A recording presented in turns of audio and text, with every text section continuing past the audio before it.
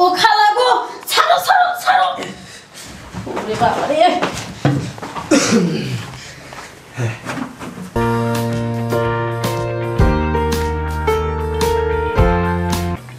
কি একটা ডাক্তার হইলাম, যদি 50টা রোগী আসে তার মধ্যে 40টাই ধ্বজভঙ্গ। কারো খাড়ায় না, কারোটা ছোট, কারোটা বেশি বড়, কারোটা বেশি মোটা, কারোটা একবারেই নাই, কারোটা একবারে ঘুমিয়ে গেছে, কারোটা যাওয়ার আগেই কাপড় নষ্ট করে ফেলে, জায়গা মতো পৌঁছাইতে পারে না। সব খালি এগুলাই রুগী। এগুলার চিকিৎসা করতে করতে এখন আমি নিজেই ধ্বজভঙ্গ হয়ে যাব। ম্যাডাম আসতে পারি? হ্যাঁ আসুন। আসসালামু আলাইকুম। ওয়ালাইকুম আসসালাম। কি সমস্যা বলুন? আসলে সমস্যা হলো, এখানে কি কোনো ছেলে ডাক্তার নেই? না, এখানে তো আমি ছেলে ডাক্তার কই থাকবে? আমি তো ধ্বজভঙ্গর চিকিৎসা করি। তার মানে আপনাকে সব কথা খুলে বলতে? হ্যাঁ, আমাকেই বলতে হবে। যাক, তাহলে আমি আপনাকে সব কথা খুলেই। হ্যাঁ বলেন। বিষয়টা হলো, আমি শারীরিক এবং মানসিক দুইটা দিক দিয়ে অনেক কষ্ট আছি। কারণ আমি বিয়ে করছি আজকে 4 মাস হয়। 4 মাসের মধ্যে 2 মাস বউ আমার বাড়িতে ছিল। হ্যাঁ, গত 2 মাস ধরে আমার বউ তার বাপের বাড়ি চলে গেছে। তাতে সমস্যা কি? আসবে আবার। সমস্যাটা হলো, আমার বউ তো আমার বাড়িতে থাকতে চাইতেছে না। কেন? কারণ হলো কি, একটা বউর যে চাহিদা থাকে, সেই চাহিদাটা আমি ভালোভাবে পূরণ করতে পারি না। ও বুঝতে পারছি। তাহলে কি আপনি ধ্বজভঙ্গ? এটা ধ্বজভঙ্গ হইলেও বলতে পারেন, বা আমার শারীরিক সমস্যা হইলেও বলতে পারেন। হ্যাঁ, আমি বুঝতে পারছি। আপনি কোনো টেনশন করেন না। আপনি তো 4 মাস হলো বিয়ে করছেন, 2 মাস বউ ছিল আর 2 মাস বাপের বাড়ি যে আছে, তাই তো? তো এগুলো নিয়ে আপনি কোনো টেনশন করেন না। টেনশন তো আমি সেরকমও করতাম না, কিন্তু টেনশন আরো বেশি মাথায় চেপে হয়েছিল। শ্বশুরে গতকালকে ফোন দিছে। হ্যাঁ, ফোন দিয়ে বলতেছে যে তোমার যে শারীরিক সমস্যার কথা শুনছি, ওইটা যদি তোমার ঠিক না হয় তাহলে নাকি তার মেয়েরা আমাদের বাসায় দিবে না। সর্বনাশ হয়ে যাবে তো তাহলে। এই জন্যই তো মনে করেন যে আমি পাশের আমার এক বন্ধু ছিল, ও আপনার কথা বললো যে এই ক্লিনিকে নাকি ভালো একটা ডাক্তার বসে। হ্যাঁ, তাই আমি মনে করেন যে আপনার কাছে আসছি একটু ভালোভাবে ট্রিটমেন্ট নেওয়ার জন্য। এখন আপনার কাছে অনুরোধ যে আপনি যেভাবেই পারেন আমার এই সংসারটা একটু বাঁচায়। আপনি টেনশন করতে হবে না। আপনি ঠিক জায়গায় আসছেন।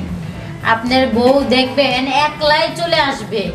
আমি এখন আপনাকে যে ট্রিটমেন্টগুলো দিব আর যে ওষুধগুলো দিব, আপনার মনে করেন যে ওইটা ওইরকম থাকবে না, একবারে স্টিল রটের মতো থাকবে।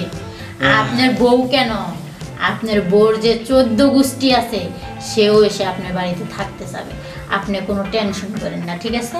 আমি আপনাকে একটু চেক আপ করে দেখি আগে। করেন করেন, ভালো করে চেক আপ করেন। জানি আমি তাড়াতাড়ি সুস্থ হয়ে পড়বো, অনেকটা দিন হয় বউ সারা হয়েছে। দেখি, জোরে জোরে শ্বাস নেন।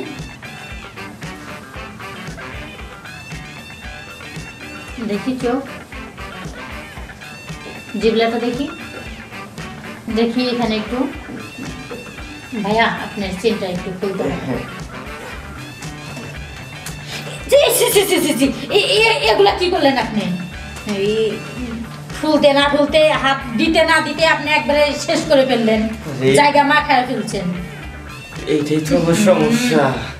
এই ধরেন, টিস্যু নেন, পরিষ্কার করেন। ছি, আসলে আমার এইটাই সমস্যা।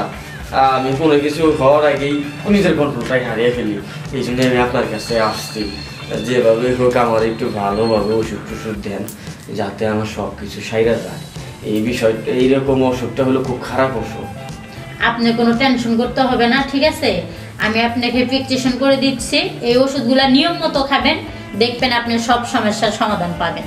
ঠিক আছে, একটু শরীর দুর্বল দুর্বল আছে তো, সেই মেডিসিনটাও দিয়ে দিন। ঠিক আছে। শক্তি পায়।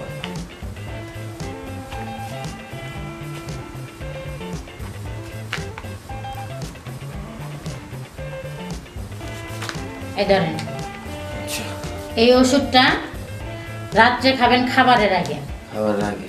হ্যাঁ, তার আধা ঘন্টা পরে ভাত খাবেন, খাওয়ার পরে এই ওষুধটা খাবেন। আচ্ছা। আর এটা হচ্ছে একটা জেল। জেল?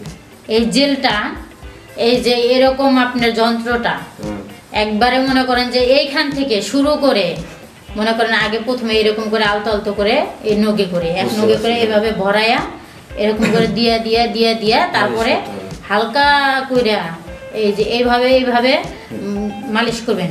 মালিশ করার সময় দেখবেন যে আস্তে আস্তে ওই জিনিসটা গরমও হতে থাকবে, তখন হালকা একটু শক্ত হবে না, তখন একটু ভালো করে ম্যাসেজ করে দিবেন।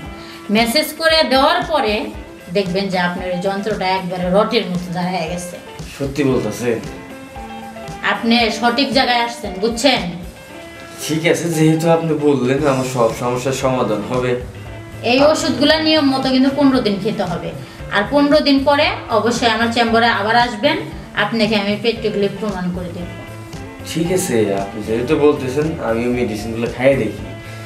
হ্যাঁ, নিয়ম মতো কিন্তু খেতে হবে। ঠিক আছে। আর এই ওষুধগুলো যতদিন খাবেন এতদিন কিন্তু বড়র কাছে থাকা যাবে না। আরে না, বউ তো 2 মাস ধরে আমার কাছেই নাই। হ্যাঁ, আপনি আপনার বউকে সান্ত্বনা দিবেন যে আমি ওষুধ খাচ্ছি, ঠিক হয়ে যাব, এভাবে বলে বউকে আটকে রাখেন, সংসার ভাঙেন না। এই সংসারটা ভেঙে গেলে আর জোড়া লাগাইতে পারবেন না। ঠিক আছে, তাহলে আপনি ভালো থাকবেন।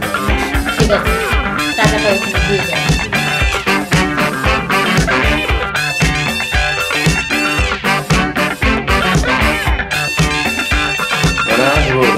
হ্যাঁ, আসেন।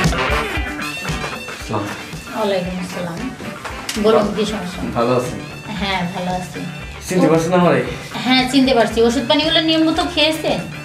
হ্যাঁ, আপনার যেভাবে আমার নিয়ম মতো ওষুধ খাইতে বলছিলেন আমি ওষুধ পানি সব কিছু নিয়ম মতো খাই। দেখি প্রেসক্রিপশনটা।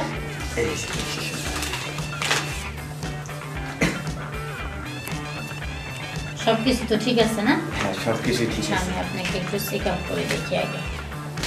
চেক আপ করবেন? হ্যাঁ, করেন করেন। ওষুধ দিলাম আপনাকে, এখন চেক আপ করে যদি না দেখি তাহলে কি আর হবে? জোরে জোরে শ্বাস নিন।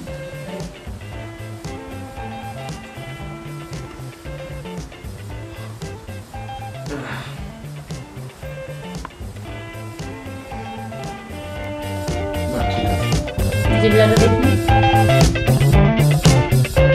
সব ঠিক আছে, একবারে 100-তে 100।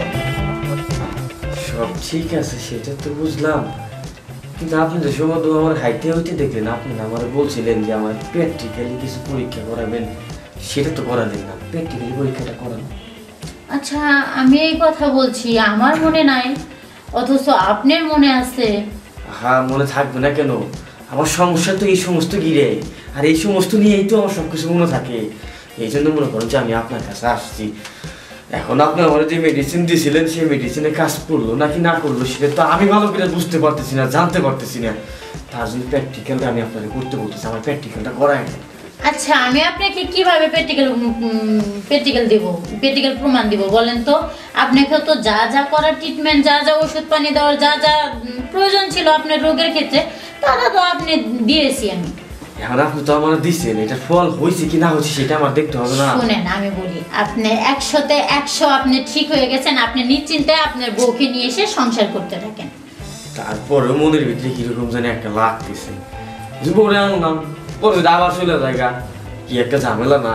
এর থেকে আপনারা প্র্যাকটিক্যাল করতে চাইছিলেন, প্র্যাকটিক্যালটাই করে। আপনি তো আমার এই মহা মুশকিলে ফেলাইলেন। এখন আমি প্র্যাকটিক্যাল প্রমাণ কিভাবে দিব আপনাকে? আপনি চাইলে বাদে তো সব কিছুই করতে পারেন, দেখেন না একটু চেষ্টা করি। ঠিক আছে, আপনি যেহেতু এত করে বলতেছেন, কিন্তু এই কথাটা ভুলেও কাউকে বলবেন না। না না না না, এই কথা মানুষের বললে বাদে মানুষ থাকবো। ঠিক আছে, আসুন আমার বাড়িতে। যা।